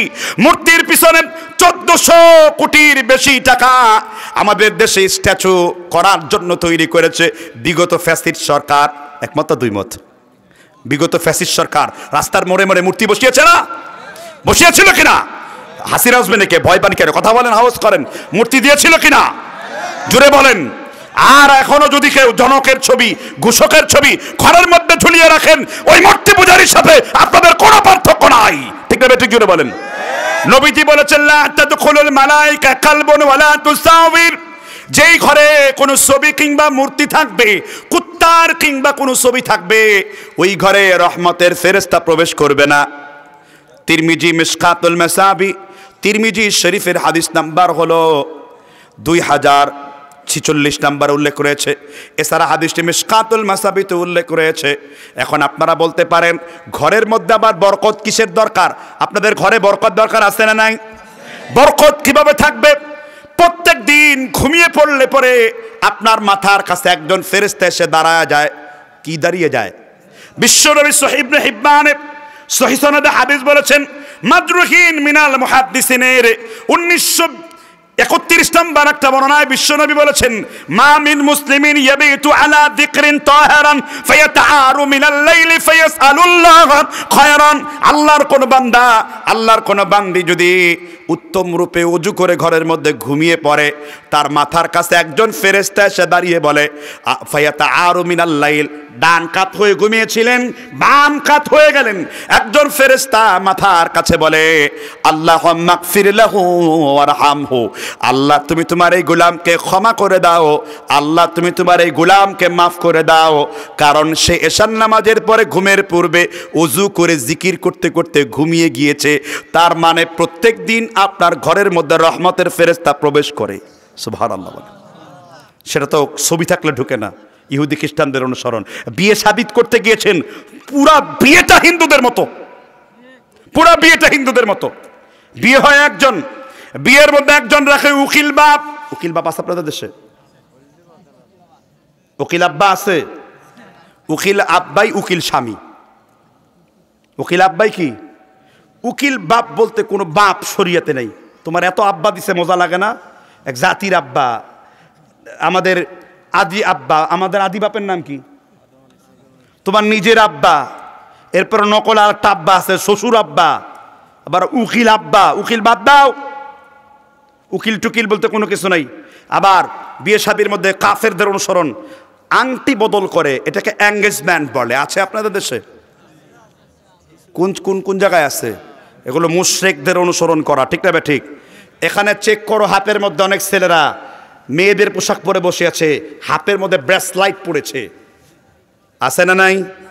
জিজ্ঞেস করলাম কেন পড়ো? কয় সৌন্দর্যের জন্য পড়ি। আর রাসূল বলেছেন, আবু দাউদের হাদিস 990 নম্বর বর্ণনায় বিশ্বনবী সাল্লাল্লাহু আলাইহি সাল্লাম বলেন, সালাসাতুন লা ইয়াদখুলুল জান্নাহ, 3 প্রকার ব্যক্তি আল্লাহর জান্নাতে যাবে না। এর মধ্যে এক প্রকার হলো রাজলাতুন নিসা, যেই পুরুষ মহিলার বেশ ধারণ করবে, আর যেই মহিলা পুরুষের বেশ ধারণ করবে। এই চুরিটা তো মহিলাদের পোশাক, তুমি যুবক পড়ছো কেন? এই হাদিস বলবার সাথে সাথে ব্যাসলেট খুলে পকেটে ভরে ফেলো। তুমি যুবক নামের কলঙ্ক যদি তুমি ইহুদি খ্রিস্টানদের অনুসারী হও। ঠিক না? ঠিক করে বলেন। আবার অনেক মেয়েরা ঘরের মধ্যে বাইরে বোরকা পরে, ঘরের মধ্যে মাজা খালি টপস শার্ট ব্লাউজ পরে, তারপরে শার্ট গেঞ্জি পরে রাস্তার মধ্যে নাচানাচি করে আর নিজেকে খুব রুচিশীলা মনে করে। এগুলো জাহান্নামী। কোনো সন্দেহ আছে? মহিলারা জিন্সের প্যান্ট পরছে, জিন্স কোন কাদের পোশাক? ছেলেদের পোশাক, ঠিক না? তাহলে অভিশপ্ত নারী আর পুরুষকে কি করবে? বেশ ধান সব জায়গায় হুদিদের। অনেক ছেলেরা এখানে মুখের মধ্যে ফেয়ার অ্যান্ড লাভলি মারে। কেন? মেয়েদেরকে পটাবার জন্য। কেন ফেয়ার অ্যান্ড লাভলি দিয়েছে? মেয়েদেরকে পটাবার জন্য। আছে না নাই? কি উদ্দেশ্য হলো? Fair and lovely, black and ugly. ঠিক না? ঠিক। কালা কাউয়ার মতো দেখা যাবে আপনাকে, আপনার নিয়তি তো খারাপ। পুরুষ চেহারা বিউটিনেস করার জন্য চামড়ায় কোনো কিছু ব্যবহার করতে পারবে না বলেছেন মুহাম্মদ। কোন কিতাবে এসেছে? মুসলিম শরীফ এসেছে, ফাতহুল বারিতে এসেছে। এই হাদিসটি উল্লেখ ইমাম নববী শরহে মুসলিমের 2য় খণ্ড 143 পৃষ্ঠাতে উল্লেখ করেছেন। বলবো কিনা হাদিসটি? মুসলিমের হাদিসটির ব্যাখ্যা করেছেন ইমাম নববী রাহিমাহুল্লাহ। ইমাম নববী চিনেন তাকে? ইমাম নববীকে ওই একজন পিছন থেকে বলছে রিয়াদুস সালেহিন লিখছেন। শুধু তাই না, ওই যে শাম দেশে একটা আগুন বের হয়েছিল, তিনি এই আগুনকে প্রত্যক্ষ করেছিল। বুঝতে পারছেন কিনা? সেই যুগের 500 হিজরির ইমাম, আজ থেকে প্রায় 1100 বছর আগে তিনি কিতাব লিখেছেন মুসলিম শরীফের ব্যাখ্যাগ্রন্থ। ইমাম নববী রাহিমাহুল্লাহ 31 বছর হয়ে গেছে, তার বিয়ে করার কথা মনে নাই। কয় এত বেশি হাদিসের গবেষণা করেছি যে বিয়ের কথা ভুলে গেছি। 3 মাস পর্যন্ত মুসলিম শরীফের ব্যাখ্যা লিখতে যে বিছানায় কোনোদিন পিঠ লাগান নাই। কারণ পানি বেশি খেলে যদি প্রস্রাব ধরে, আর প্রস্রাব ধরলে যদি সময় নষ্ট হয়, শুধু ফরজ ঠিক রেখে বাকি সময়টুকু কিতাব লিখার কাজে লিখে গেছে। এই জন্য 1300 বছর 1100 বছর আগে মৃত্যুর পরও তার 40 হাদিস কিতাব পড়ে তুমি আজকে ওয়াজ করো, তার রিয়াদুস সালিহিন পড়ে তুমি আজকে হাদিসের সালিহিনদের বাগান বানাও। এটাই হলো আল্লাহর কাছে কামিয়াবি। ঠিক না? ঠিক বলেন। আমি কিন্তু অদ্য পর্যন্ত কোনো বানোয়াট ভিত্তিহীন কথা বলি নাই, আমার নিজের কোনো প্রশংসা করি নাই, কারণ আমাকে এনেছেন কোরআন হাদিস বলার জন্য। ঠিক না? ঠিক। দ্বিতীয় পয়েন্ট, তাহলে বিয়ে শাদির মধ্যে অনেকগুলো জাহালাত ঢুকেছে। গেট আটকায়, জামাইরা আটকায়, টাকা পয়সা নাই। এগুলো কাফেরদের পয়দা করা। কাদের পয়দা করা? তারপরে বিয়ের মধ্যে আরো জাহালাত, মেয়েকে দিয়ে জোর করিয়ে কাজী সাহেব বলছে আম্মা জান বলো কবুল কবুল কবুল। ইসলামের খেলাফত থাকলে এই কাজীকে এমন জোরে বাড়ি মারতো, হেন করেঙ্গে তেন করেঙ্গা, লাঠি সে আন্দার মুকুর ভরেঙ্গা। এটা বিদআত, সুন্নতের খেলাফ। একটা মেয়ের কণ্ঠস্বর পর্দার অন্তর্ভুক্ত। একজন মেয়ের গার্জেন যখন ছেলের গার্জেনকে বলছে আমার মেয়ে আপনার এত টাকা দেন মোহরে, মহারণায় রাজি, বিয়ে কি আক্ট কমপ্লিট হয়ে গেছে। আবার পর্দার অন্তরালে আম্মা জান কতবানু বেগম আপনি কি রাজি? কবুল বলেন, আর জোরে বলতে হইব। বিয়ে খেলতেছে, মোরগ ডাক শুরু হয়ে গেছে। এটা খেলাফে ইসলাম, ইসলামের খেলাফ। ওই ওয়াজ শুনে শিয়াল চিল্লাইতেছে, চিন্তার কোনো কারণ নাই। সুবহানাল্লাহ বলেন। এই এলাকার শিয়াল পর্যন্ত জেগে উঠেছে, কিন্তু এলাকার মুসলমান যুবকরা জাগলো কি বলে আমার মনে হইল না। ঠিক না? ঠিক। এবার আরো হাদিস বলবো ইহুদি খ্রিস্টানদের। এই যে কিছুদিন পরে ফুটবল বিশ্বকাপ, আর্জেন্টিনা, ইসরান্টিনা, ব্রাজিল, ফ্লাজিল, এগুলোর পতাকা টাঙায় রাখবা বাড়ির মধ্যে। কি আছে না নাই? আবার অনেক যুবকদের শরীরের মধ্যে উল্কি অঙ্কন করে, উল্কি। ওই হাদিস তো বলে শেষ করি নাই। ইমাম নববীর রাসূল বলেছেন তিবুর রিজাল যাহারা রিহুহু, পুরুষের সৌন্দর্য হলো সুগন্ধির ভিতরে। রাসূল বলেছেন 3টা জিনিসকে আমি খুব ভালোবাসি। এক হলো হুসনুল খালক, উত্তম আখলাককে ভালোবাসি। আরেকটা হলো উত্তম সুগন্ধিকে ভালোবাসি। আরেকটা হলো উত্তম মহিলাদেরকে সব থেকে বেশি ভালোবাসি। পুরুষের সৌন্দর্য হলো সুগন্ধির ভিতরে। আর মেয়েদের ব্যাপারে রাসূল বলেছেন মেয়েদের সৌন্দর্য হলো খফিয়া লাউনুহু, মেয়েরা তার চামড়ার সৌন্দর্যের জন্য চেহারার মধ্যে সুন্দর সুন্দর জিনিস মাখতে পারবে। সুবহানাল্লাহ বলে। কিন্তু সেটা বেগানা পুরুষকে দেখাবার জন্য না, বয়ফ্রেন্ডের সাথে আড্ডাবাজি করার জন্য না, বিয়ের পরে তার বৈধ স্বামীকে দেখাবার জন্য। খুব বিরক্ত হচ্ছেন কথা শুনে? আলোচনা শেষ করে দেব? আচ্ছা, তাহলে আওয়াজ সাইড থেকে করা যাবে না, হাদিসের মজলিসে কোনো খোশ গল্প করা যাবে না। আল্লাহ বলছেন ইদা কুরিআল কোরআন, যখন তোমার সামনে কোরআন পাঠ করা হবে, আনসিতু মা'নাকা মা'না নাহাউ আনিল কালামি, কথা বন্ধ করে মনোযোগ দাও। কথা বন্ধ করেছেন, মনোযোগ দিয়েছেন। ইহুদি খ্রিস্টানদের আর অনুসরণ করা যাবে? নবী সাল্লাল্লাহু আলাইহি ওয়াসাল্লাম বলেছেন লা'নাল্লাহ, আল্লাহর লানত হলো ওই মেয়েদের উপরে, মুতানাম্মিসাতি ওয়াল মুতাফাল্লিজাত লিল হুসনিল মুগায়্যিরাতি খালাকাল্লাহ, যে ব্যক্তি আল্লাহর সৃষ্টির পরিবর্তন করে। আল্লাহ তাআলা আমাদের বুঝবার তৌফিক দান করুক। আমরা এখন দ্বিতীয় পয়েন্ট থেকে অনেক কিছু শিখলাম, এবার তৃতীয় পয়েন্ট নিয়ে মুসলিম উম্মার অধঃপতনের তৃতীয় কারণ বর্ণনা করব। কি বলবো কিনা? মুসলিম উম্মার তৃতীয় একটি বড় কারণ হলো ইসলামী অর্থনীতির পরিবর্তে বাতিল অর্থনীতি চালু হওয়া। আপনাদের দেশের অর্থনীতি কি সুদভিত্তিক নাকি? এখানে এই সুদের আলোচনা শুনলে গ্রামের অনেক মানুষগুলো এমনিতেই চলে যাবে। কেন জানেন? সুদের আলোচনা মানে হজম করতে পারবে না। আপনাদের এলাকায় সুদ প্রথা চালু আছে? আচ্ছা, উদাহরণ দিচ্ছি আপনাকে। আপনারা কি জমিন লাগান? কেউ এখানে জমিন লাগান, ক্ষেত বুনেন? ফসলের ক্ষেত আছে কার কার? হাত তুলেন তো, হাত নামিয়ে ফেলুন। আমি জমিনের সুদ থেকে কেন বললাম? কারণ ব্যাংকের সুদ অল্প লোকে খায়, গাক খাক অল্প লোকে খায়। জমিনের সুদ 99% লোক খায়। টাকা দিয়ে এটাকে কি বলে? কন্টি না কি বলে আপনাদের দেশে? না খায় খালাসি, ঠিক আছে, এগ্রিমেন্ট দেন। জমির কট বলে, তুমি সরাসরি কট, জাহান্নামে কট খাবা। কি খাবা? আপনার আগে ছিল পত্তন, খায় খালাসি করা, খাওয়া দাওয়া শেষ। এটা ছিল হালালুন ইনদানা, সকলের নিকট কি ছিল? হালাল ছিল। কিন্তু এই রেহান সর্বসম্মতিক্রমে সুদ। তোমার সাদা দাড়ি ভেড়ার মতো হয়ে গেছে সাদা, তা তো লাভ নাই। তুমি 47টা ব্যবসা করার মালিকের সাথে জাহান্নামে উঠবা। এবং জেনা করতে করতে সিফিলিস হয়ে গেছিল, মানে গোপন রোগ হয়ে গেছিল, যৌন রোগ। এবং ভারত বিজয়ী অমর্ত্য সেন বলেছিল যে এই রবীন্দ্রনাথ ঠাকুর হালাল জাদানা হারাম জাদানা, ইংরেজদের পয়দা, তার ডিএনএ টেস্ট করতে হবে। এই বেটার কবিতা হলো আবার আমার সোনার বাংলা। আলহামদুলিল্লাহ, আমরা বাংলাদেশের সকল দলের মত মানুষ মিলে আমরা ঐক্যমত হয়েছি, ভারতের সাথে কোনো বন্ধুত্ব আমাদের, ভারতের সাথে কোনো বন্ধুত্ব আমাদের। 15টা চুক্তি করেছিলাম, সব চুক্তি বাতিল হচ্ছে। বাংলাদেশের মানুষ বুঝতে পেরেছে 71-এর যুদ্ধ পাকিস্তানের বিরুদ্ধে ছিল, আর 2024-এর যুদ্ধ ছিল ভারতের বিরুদ্ধে। আমরা সেই যুদ্ধ লড়াইয়ে জয়লাভ করেছি, ঠিক না ঠিক? ভারত যদি আমার দেশে দেখাতে চায়, ভারতের 7 সিস্টার শেষ। ভারত একাকার হয়ে গেছে। চীন তার দুশ্মন, ভুটান তার দুশ্মন, নেপাল তার দুশ্মন, পাকিস্তান তার মহা দুশ্মন। আমরা এখন নতুন করে বড় দুশ্মন। আমাদের ভয় দেখায়, কিছুই দিব না, কিছুই খাবো না। এক চাল্লিকে দিয়ে দৌড়াদৌড়ি করা টেলিভিশনে, খাবো না ইলিশ, দীঘার ইলিশ খাবো, বোম্বের ইলিশ খাবো, খাবো না ইলিশ।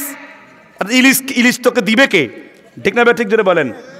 আমরা ভারত মুক্ত করতে হবে, প্রথম আলো মুক্ত করতে হবে, দিল্লি স্টার পত্রিকা মুক্ত করতে হবে। জঙ্গি মামলা দিয়ে নাটক সাজিয়েছে, এদেরকে ধরে ধরে ফাঁসির কাস্তে ঝুলাতে হবে। সেই দিন আর বেশি দূরে নয়, প্রত্যেকটা রক্তের বদলা নেওয়া হবে। ঠিক না ঠিক জোরে বলেন। জিয়াউর রহমান এই এলাকার সন্তান ছিলেন। জিয়াউর রহমান রাজনীতি করেছে ঠিক, কিন্তু আলেম উলামার শানে কোনোদিন বেয়াদবি করে নাই। সে চেয়েছিল বাংলাদেশ একটি ইসলামিক রিপাবলিক হোক। এই জন্য তিনি আলেমদেরকে নিয়ে একটা বিএনপি, একটা ইসলামিক দল করেছিল, জাতীয়তাবাদী উলামা মাসায়েক একটা দল করেছিল। জানেন কিনা এটা? জিয়াউর রহমান যথেষ্ট ভদ্রলোক ছিল।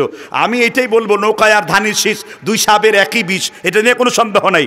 কিন্তু পার্সন, এজ এ পার্সন হিসেবে দুই ব্যক্তির মধ্যে এখানে বড় একটা পার্থক্য রয়েছে। ঠিক না ঠিক জোরে বলেন।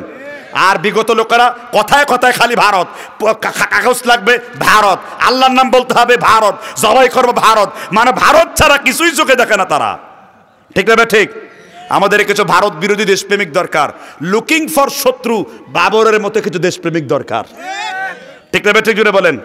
রুহুল কবির রিজভির মতো কিছু দেশপ্রেমিক দরকার। ভারতের শাড়ি পুরায় প্রমাণ করেছে ভারতের সাথে আমাদের কোনো সম্পর্ক। কি খুব রাগ করতেছেন কথা শুনে? আমরা তো এগুলোই চাই। চীনে আরব হামারা, সারে জাহা হামারা, হিন্দুস্তান হামারা। ঠিক না ঠিক জোরে বলেন। আল্লাহ তাআলা আমাদের বুঝবার সমঝ দান করুক। যারা সুদের সাথে লেনদেন করেছেন বাবারা, আপনাদের আল্লাহর রাস্তায় বলি, আপনি প্রত্যেকদিন আপনার মায়ের সাথে 1440 মিনিট আকাম কুকাম করতেছেন। যারা গ্রামীণ ব্যাংক, এনজিও, ডেনজিও, ব্রাক, পশিখা, গাক, একটি বাড়ি, একটি খামার, সর্বস্তমানের চামার ইত্যাদির মধ্যে যারা জড়িত আছে, এরা 24 ঘন্টাই তার মায়ের সাথে কি করছে? কেন জেনা করবে? নবীজি বলেছেন ইন্নার রিবা সালাসাতু সাবউনা বাব, সুদের গুনাহের দরজা হলো 73টা, সর্বনিম্ন দরজা হলো হুবান আইসারুহা আন ইয়ানকাহার রাজুলু উম্মাহু, সর্বনিম্ন দরজা হলো সুদখোর তার বিবস্ত্র করলো তার মাকে, এবং সেখানে কি করলো? মায়ের সাথে জেনা করলো, সুদের সাথে যারা লেনদেন। বুঝতে পারছেন কিনা? আচ্ছা, প্রশ্ন আসছে অনেকগুলো না? আচ্ছা, এবার আলোচনা শেষ। একটা কথা বলে ছাড়বো।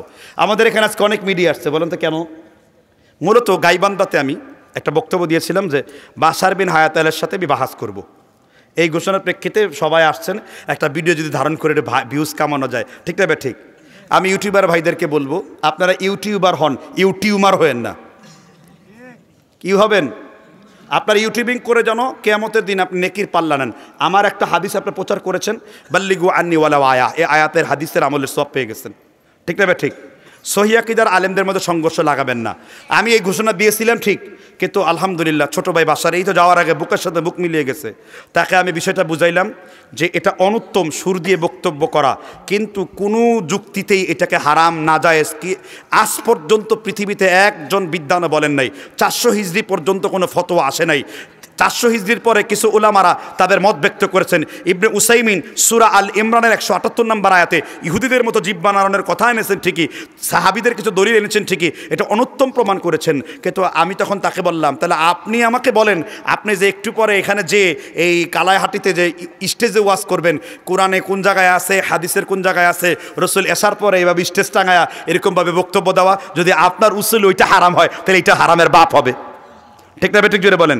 ওইটাও দিনের প্রয়োজনে দরকার, এটাও দিনের প্রয়োজনে দরকার। হাদিস কি ইশারাতুন নাস, অর্থাৎ রসুল হাদিসের মুযাকারা করেছেন, সাহাবারা 2 জন হাদিস চর্চা করেছেন, তার উপর আমরা ইস্তিহাদ করে এটা নিয়েছি। কথা বুঝতে পেরেছেন কিনা? এখন সুর দিয়ে বক্তব্য বন্ধ করে দিলে, আর যার রাসূলের থেকে 2 রকম জিনিসই প্রমাণিত হয়। এক রকম প্রমাণ হয় রসুল খুব রেগে কথা বলেছেন, আবার তো 2 সাহাবী যখন খুব সুন্দর ওয়াজ করতেছিলেন, রসুল বলতেছিলেন যে কারো করে বয়ানে জাদু শক্তি রয়েছে। কি যেন হাদিসটা? ইন্না মিনাল বয়ান, কি যেন একটা হাদিস আছে না, লাসিহরুন, ইন্না মিনাল বয়ান লাসিহরুন, কারো কারো কথার মধ্যে জাদু রয়েছে। তো জাদু কিভাবে আছে? রসুল হারামও বলে নাই, আবার কি হালালও বলে নাই। 400 হিজরি পর্যন্ত এটা নাই। এই জন্য আমি পূর্বে বলেছি, হারাম হওয়ার জন্য সুস্পষ্ট নস থাকতে হবে। কথা বুঝতে পারছেন কিনা? কোনো কোনো জিনিস আছে অনুত্তম কিন্তু জায়েজ, অনুত্তম কিন্তু কি? এখন সুর ছাড়া টাকা তুলবি, টাকা তোলা যাবে? যারা কালেকশন করে পারবে? মানুষ কোনো টাকা পয়সা দিবে? মাদ্রাসাগুলো শেষ হবে। সুতরাং আমি তাকে বললাম, আপনি ফতোয়া দিয়েন না। উনি আমার কাছে ওয়াদা করেছে, আমি আর কোনোদিন এই কথা বলবো না, এবং আমি আর কখনো এই ধরনের কোনো প্রশ্ন উত্তর দিব না। আর আমাকে প্রশ্ন উত্তর দিয়েন না, ইনশাল্লাহ আমি এগুলো ছেড়ে দেবো। আমি বলছি, হ্যাঁ আপনি লেখাপড়া করেন, না বুঝলে আমাদের কাছে ব্যাখ্যা নেন, বড়দের সান্নিধ্যে আসেন। আমি আমার ভাইকে কেন বিপদের মুখে ঠেলে দেব? আমাদের মাজার পূজারীরা দেখবে আমাদের আহলে হাদিস সহিহ আকীদার একজন আলেমের সাথে আরেকজন আলেমের কোনো রকম দ্বন্দ্ব নাই। যতটুকু আছে আমার আহলে হাদিসের ছেলেরা এগুলো তওবা করে ঠিক হয়ে যায়। যেমন বাশার বিন হায়াত আলী বুঝতে পেরেছে যে ফতোয়াটা তার দেওয়া এইভাবে ঠিক হয়নি, তিনি রুজু করেছেন। এটাই সত্যিকারী সালাফদের পরিচয়। ঠিক না? ঠিক জোরে বলেন। গত মাসের 5 তারিখে আকবর বিন আবেদকে ধরেছিলাম। আপনি মাহফিল করতে করতে শুয়োরের লাগে কি একটা জানি কইছে, মনে নাই? আমি বলছি, এটা কেন বলছেন? উনি বলছেন, শায়েখ এটা ভুল হয়ে গেছে, 3 বছর আগের বক্তব্য, আল্লাহর ওয়াস্তে করে দিন। আমরা এই যে ছোটদেরকে যে সামনে এনে শাসন করে 2-1টা কথা বলি, এটা কি জন্য বলি? এটা এই জন্যই বলি, এটা আমার জন্য না। আমার সাথে বাশার বিন হায়াত আলীর কোনো জায়গা জমি নিয়ে দ্বন্দ্ব নাই, আমার সাথে আকবর সাহেবের কোনো কিছু নিয়ে দ্বন্দ্ব নাই। আমার ওয়াজের মাত আলাদা, তাদের ওয়াজের মাত আলাদা। ইন্না সাইয়াকুম লা শাত্তা, আমার চেষ্টা এক ধরনের, তাদের চেষ্টা এক ধরনের। কিন্তু যখন আমি একটা বড় কোনো ভুল করব, বিদাতিরা বলবে ওই যে সহিহ আকীদার আলেম করেছে। ঠিক না? ঠিক জুড়ে বলেন। এই জন্য আপনারা এসেছেন, আলহামদুলিল্লাহ। আমাদের শাসন এবং আমাদের আদর, ভালো স্নেহ, ভালোবাসা সব আছে। আমারও যদি ভুল হয়, মুরব্বীরা মাঝে মাঝে লোকমা দেয়, গুরামি না করে ভুলগুলো সংশোধন করে নেওয়া উচিত, নাকি বলেন? আল্লাহ তাআলা আমাদের বুঝবার তৌফিক দান করুক। আমাদের আজকে 2-3টা পর্ব নিয়ে আলোচনা করেছি, এরপর গুরুত্বপূর্ণ কিছু প্রশ্ন রয়েছে, আমি প্রশ্নের উত্তরগুলো দেবো। আপনারা